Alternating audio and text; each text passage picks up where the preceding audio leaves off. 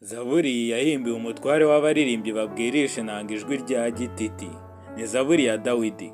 Uwiteka mwami wacu, erega izina ryawe ni ryiza mu isi yose. Washyize icyubahiro cyawe hejuru.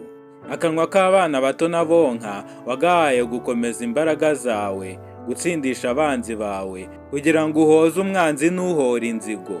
Iyo nitegereje ijuru, umurimo w'intoki zawe, n'ukwezi n'inyenyeri, ibyo waremye.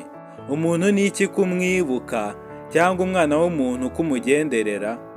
Wenze kumugira nk'Imana ubura hato, umwambika ubwiza n'icyubahiro nk'ikamba. Wamuhaye gutegeka ibyo waremesheje intoki zawe, wamweguriye ibintu byose, ubishyira munsi y'ibirenge bye. Wamuhaye gutwara intama zose n'inka, n'inyamaswa zo mu ishyamba nazo, n'ibiguruka mu kirere n'amafi yo mu nyanja, n'ibinyura mu nzira zo mu nyanja byose.